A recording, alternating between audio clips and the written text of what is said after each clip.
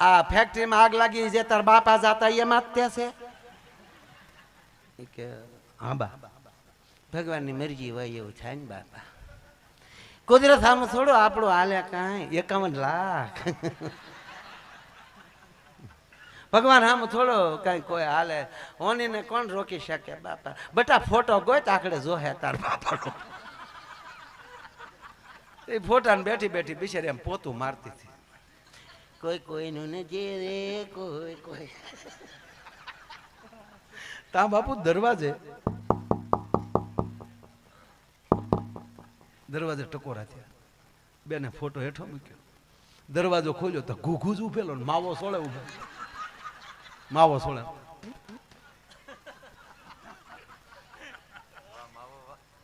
ઓલી બાઈ સોટી ગયા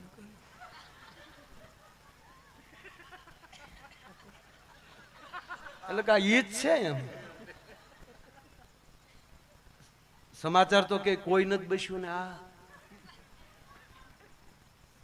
મળવા તો નહીં આવ્યો ને પદ્મા તારો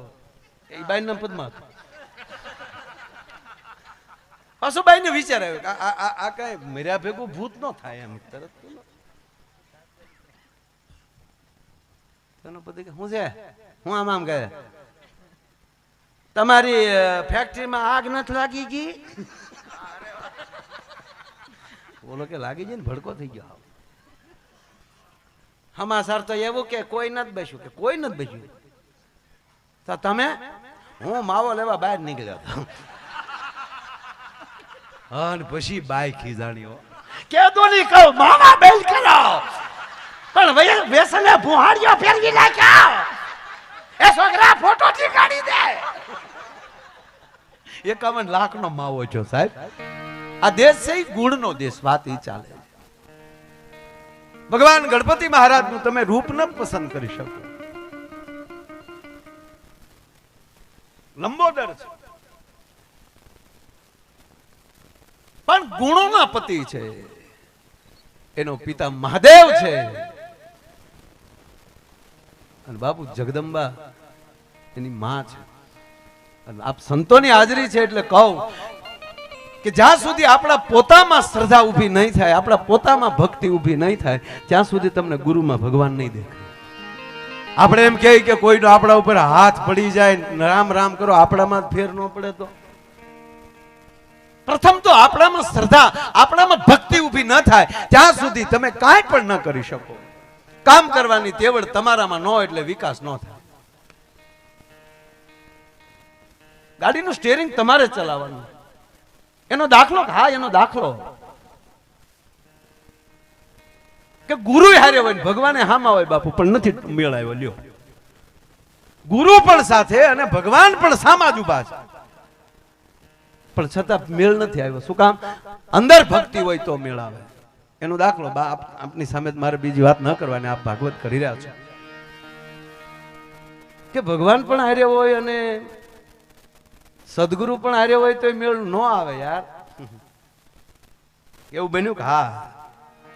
એક બાર ત્રેતાયુગ માઈ શંભુ ગયે કુંભજ ઋષિ પાઈ સંગ સતી જગ જનની ભવાની ભગવાન મહાદેવની સાથે મહાદેવ પોતે છે સાથે ભવાની સંગ સતી જગ જનની ભવાની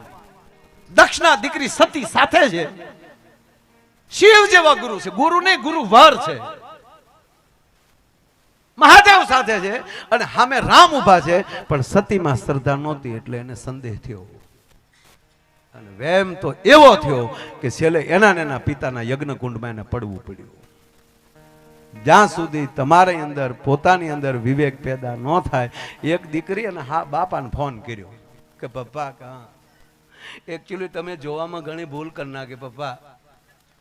એમાંય મારી સાસુ તો જવા જ ગયો રોકેટ જ છે હાવ ગમેના ઘરમાં ફટાકડો ફોડે છે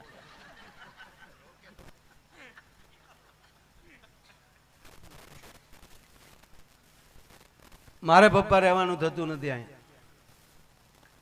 બિલકુલ મને મારી સાસુ જોડે નહીં ભાવે એટલે નહીં ભાવે એક બીજું કહો બાપુ ભક્તિની વાત બાપુ ભક્તિ બાપુ હું સંભળાવવાની વાત પણ એક મને બહુ બધા એક જમાએ ફોન કર્યો એની હાહુને લગ્ન પછી 15 જ દિવસ હો દાદા